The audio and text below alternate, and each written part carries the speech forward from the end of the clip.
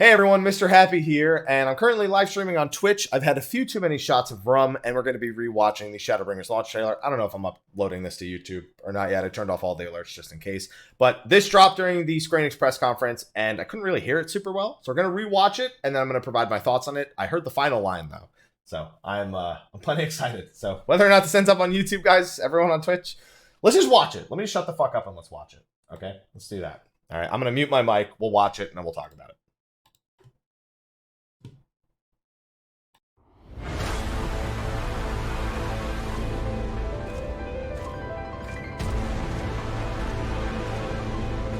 Well, if it ain't the oldest joke in the book.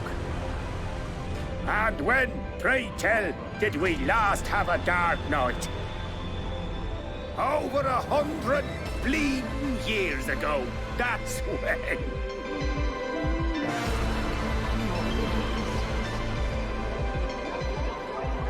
In that chaotic no man's land between realms, time and space warp and blend in unexpected ways.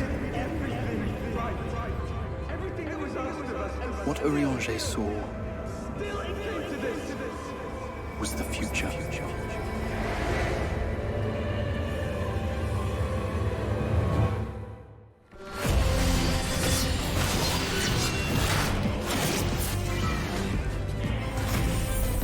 That's how the Sin Eaters came to be. They were once living creatures, or people, that were caught in the path of the flood.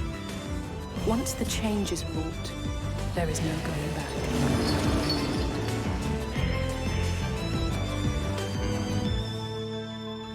The eternal light of these creatures has confounded us for nigh on 100 years. For each we have put down, another has risen up in its place, born of the self-same ether relinquished by its predecessor.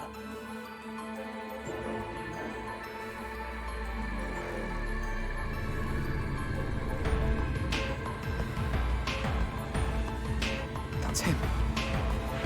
That's Vorthree.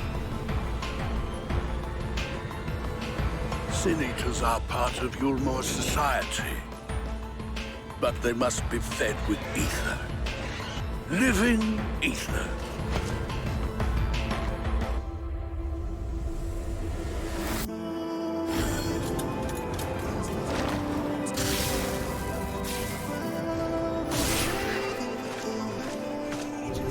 This world is beyond saving. Like those who try to save it. This world has had its fill of heroes.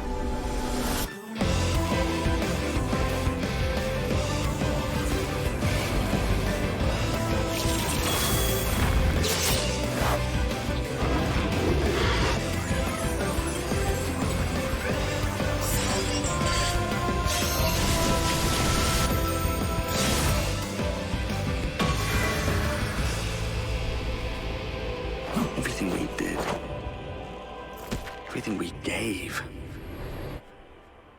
what was it for?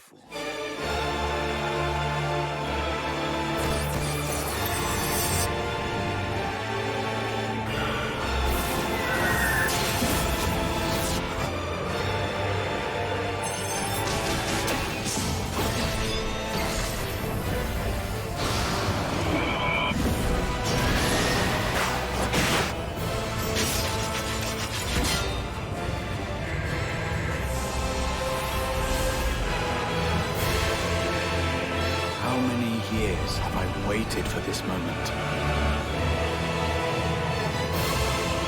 For the one possessed of her blessing. For you.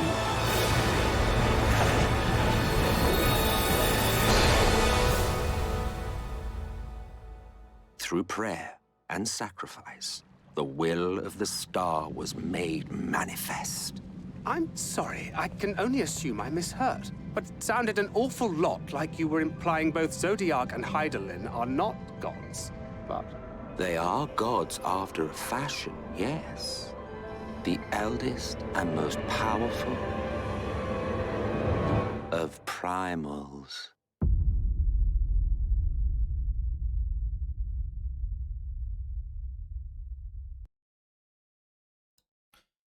All right. First of all, you can't drop that at the end of the trailer. I understand you dropped the Warrior of Darkness thing at the end of the Heavensward trailer, looking over Hingashi, and I get it. You can't do that. All right. That's like, I have 18 more days I have to live before I play this game. Okay. So you can't do that. Okay.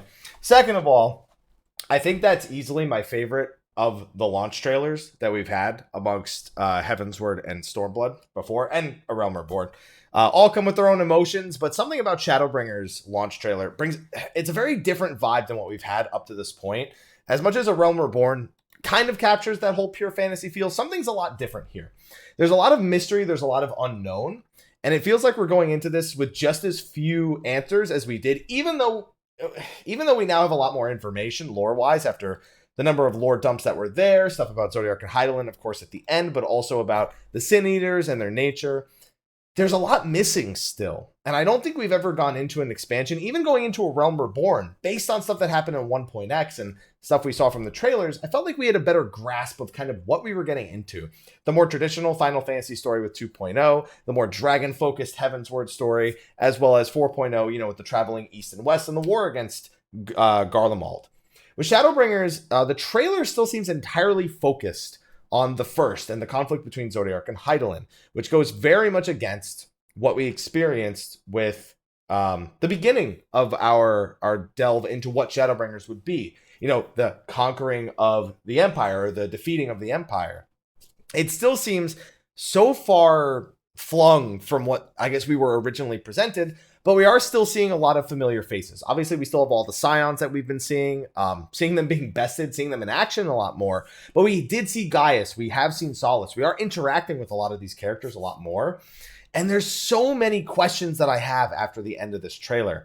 First of all, the Sin Eaters are no doubt, the light version of the Void. They're described as pretty much the exact same way as the Void are, but on the side of light. So as a lot of people have been calling them almost, they are called Sin Eaters, but a lot of people have been calling them Light Scent as well.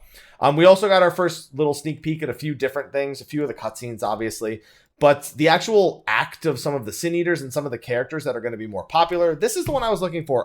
Vothri. Here, let me play it again real quick so I can get his name pronunciation right. Volthri. Okay. So Volthri is a character that we're being introduced to for the first time at this point. And if I didn't know any better, he's almost definitely a Sin Eater. I don't think any person has grown to this size, at least not that I would expect. He also has Sin Eaters all around him. You can see what look to be light versions of Halicarnassus right there. Again, if you needed any sort of comparison between the Light Scent and the Void Scent, that's probably your most clear answer of how similar they actually are. Because that's Hawk, if you go back to Hawk Manor, that's pretty much all you really need to see right there. Whether or not I'm seeing in Twitch chat the embodiment of gluttony or greed or whatever it may be, he seems to be a Light Scent that's very much in control kind of the world. And it's almost like he's taking advantage of the situation. I have no doubt that he's probably going to be a part of, as we've seen the more gluttonous crowd coming from Yulmore. Considering we see this literally right before we go to him, he's no doubt in charge of the higher tiers, the fat cats and all that stuff that we're seeing in regards to Yulmore.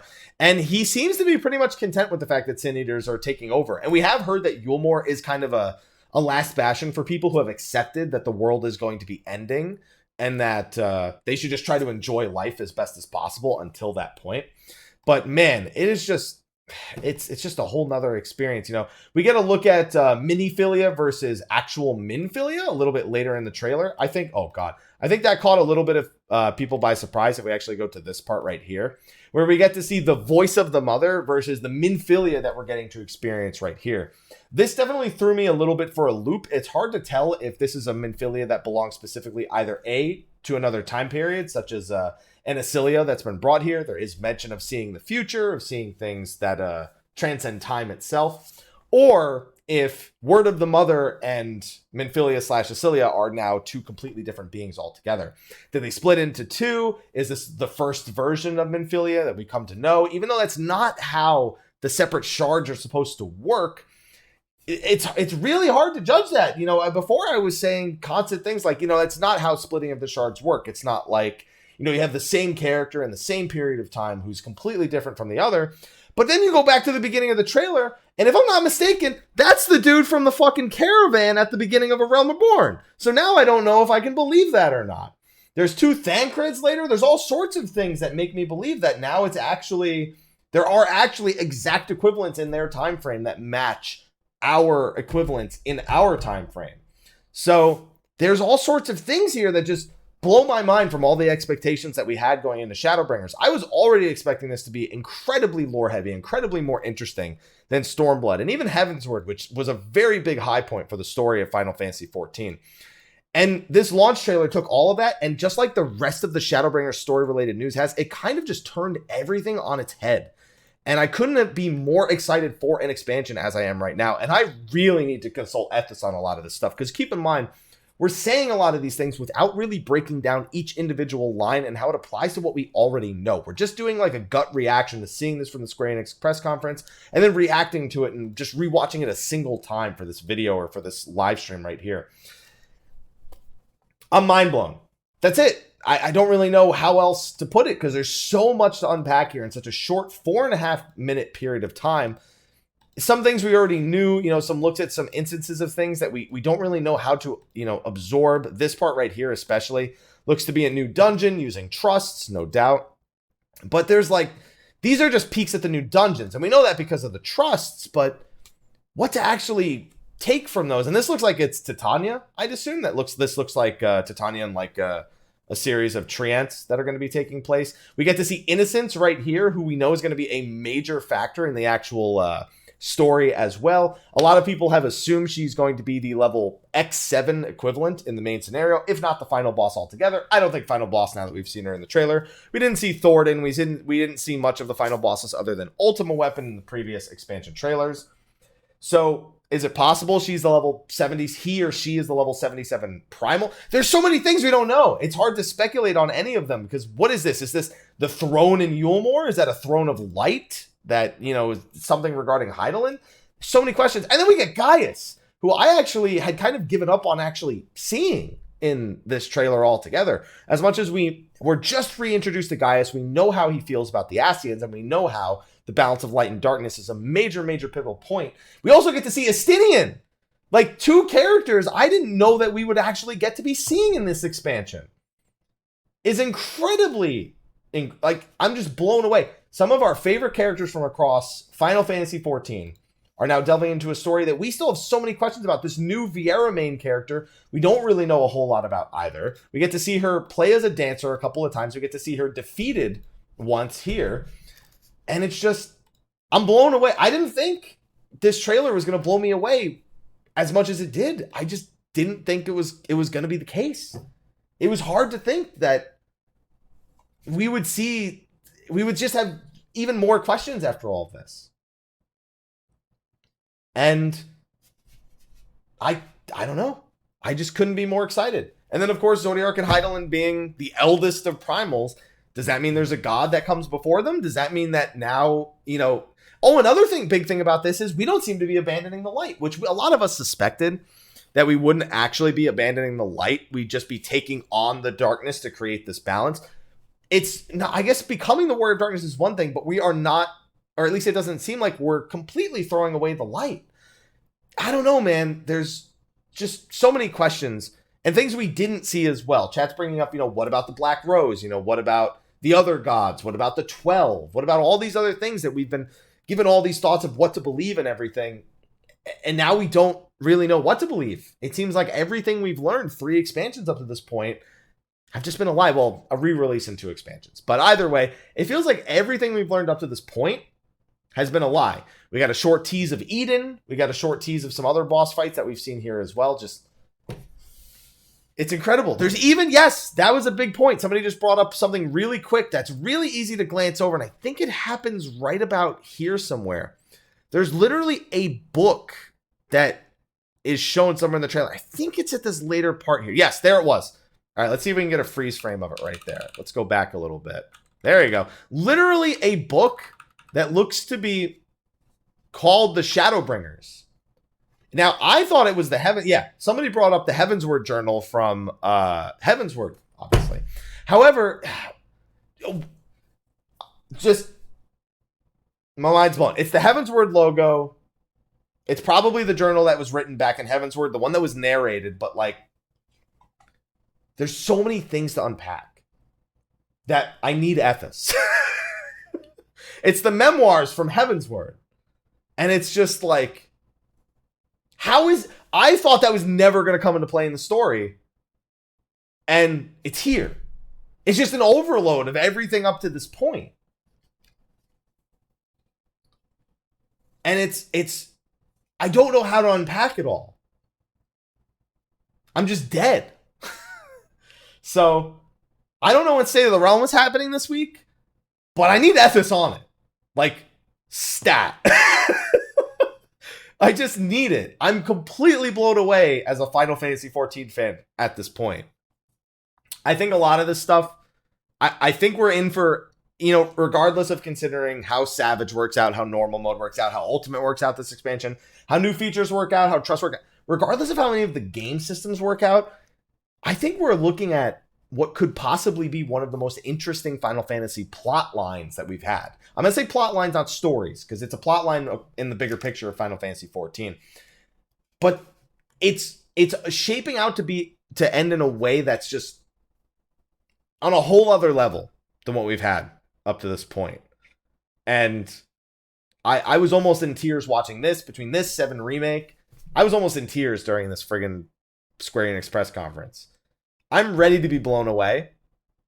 And I hope that I am blown away. Because now after seeing this, if I walk away from the end of 5.0 story, anything but fully erect, I am going to be disappointed. Okay?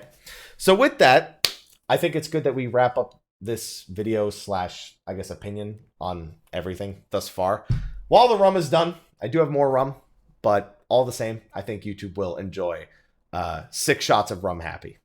Regardless of that, let me know what you guys thought in the comment section. I will post this to YouTube. Let me know what you guys thought about this in the comment section of the video below.